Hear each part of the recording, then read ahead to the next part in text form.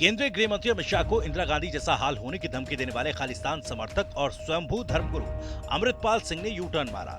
उन्होंने कहा कि मैंने अमित शाह को धमकी नहीं दी, बल्कि वो मुझे धमकियां दे रहे हैं। इंदिरा गांधी भी ऐसा ही किया करती थी।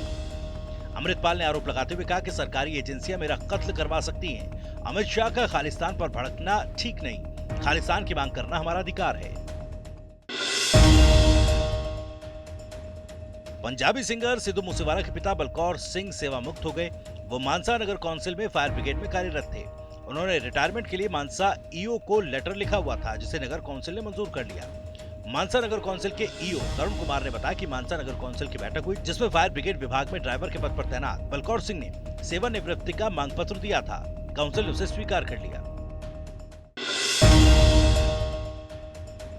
लगभग 2 महीने तक चली तनातनी के बाद दिल्ली में मेयर पद के लिए हुए चुनाव में आम आदमी पार्टी की प्रत्याशी शैली ओबरॉय ने जीत हासिल की।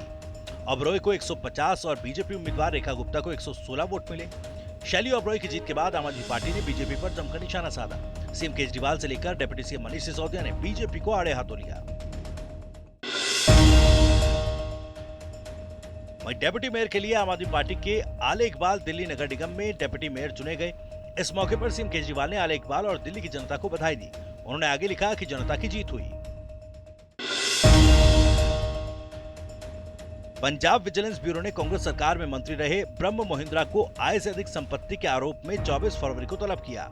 उनसे विजिलेंस के मोहाली स्थित मुख्यालय में पूछताछ होगी। विजिलेंस ब्यूरो ने प्रारंभिक जांच में पाया कि मोहिंद्रा और उनके परिवार के सदस्यों ने पिछले 6 सालों में अपनी आय के ज्ञात स्रोतों से अधिक पैसा खर्च किया है। हरियाणा के पंचकुला में आम आदमी पार्टी ने मनोहर सरकार के खिलाफ विरोध प्रदर्शन किया। प्रदर्शन में आम आदमी पार्टी के कार्यकर्ता मनोहर सरकार महिला विरोधी की तख्ती लेकर पहुंचे। आपको बता दें कि यह प्रदर्शन मनोहर सरकार में मंत्री संदीप सिंह के खिलाफ किया गया। इस दौरान आप नेता अनुराग ठाना ने मंत्री संदीप सिंह को बर्खास्त करने की मांग की। उन्होंने कहा कि विपक्ष के सभी नेताओं ने चुप्पी साध दी, लेकिन संदीप सिंह को हर हालत में बर्खास्त करना पड़ेगा। देखिए, बहुत गंभीर मुद्दा है जिसको लेके लगातार आम आदमी पार्टी सवाल उठा रही है। सारा विपक्ष, सरकार के सारे नेता चुप्पी साध के बैठे हैं इस मुद्दे पे। हरियाणा की मां बहन बेटियों के मान सम्मान का सवाल है, लेकिन क्या मजाल किसी नेता के मुंह से चू तक पे निकल रही हो। हमने रोहतक में प्रदेश कार्यालय का घेराव किया, भारतीय जनता पार्टी के करनाल में हमने मुख्यमंत्री के घर का घेराव किया।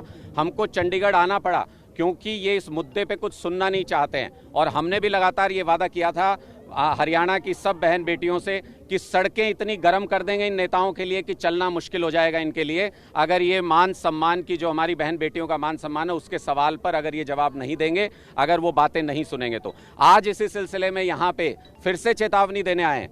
आप मजबूर मत कीजिए लोगों को सड़क पे उतरने के लिए। 27% महिलाओं के खिलाफ अपराध बढ़ गए हरियाणा के अंदर। पहले बेरोजगारी पे खट्टर साहब कहते थे कि ये जो बेरोजगारी की रिपोर्ट लाती है ये एजेंसी फर्जी है। मैं आज उनको चुनौती देता हूं कि वो आए कैमरे पे। ये केंद्र सरकार की रिपोर्ट है कि 27% अपराध बढ़ गए महिलाओं के खिलाफ। सबसे बुरी स्थिति है नागरिक सुरक्षा की, ये केंद्र सरकार की रिपोर्ट है।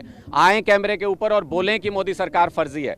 मैं खट्टर साहब को ये चुनौती देता हूं, इन मुद्दों पे वो लापरवाही कर रहे हैं, इन मुद्दों पे वो अनदेखी कर रहे हैं। संदीप सिंह को हर हालत में उनको बर्खास्त करना पड़ेगा, तब तक ये आंदोलन रुकेगा नहीं।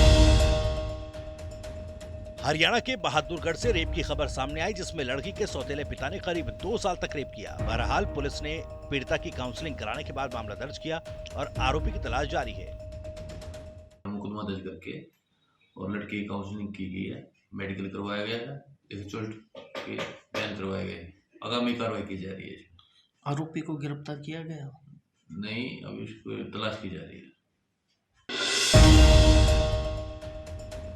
हिमाचल की मंडी में चल रहे इंटरनेशनल शिवरात्रि महोत्सव में होने वाली स्टार नाइट को लेकर बीजेपी ने साबरी ब्रदर्स के प्रोग्राम को लेकर कांग्रेस पर सवाल खड़े किए।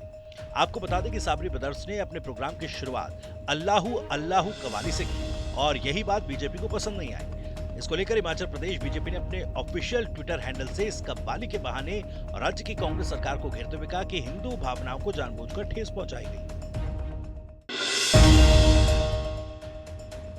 कांग्रेस नेता करण सिंह ने जम्मू कश्मीर को लेकर कहा कि जल्द से जल्द स्टेट बन जाना चाहिए।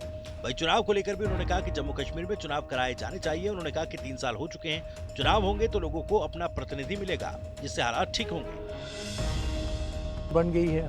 हम तो चाहते हैं कि जल्द से जल्द स्टेट बन जाए फिर से। अंग्रेज़ों के वक्त में जम्मू कश्मीर भारतवर्ष में सबसे बड़ा राज्य था एरिया में, और अब तो वो राज्य भी नहीं रहा।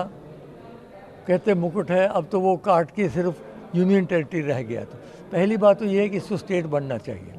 दूसरी बात ये है कि अब मुझे लगता है चुनाव होने चाहिए, क्योंकि 3 वर्ष हो गए हैं और चुनाव होंगे तभी जाके लोग प्रतिनिधि जो हैं वो सामने आएंगे और वहाँ के हालात कुछ ठीक होंगे।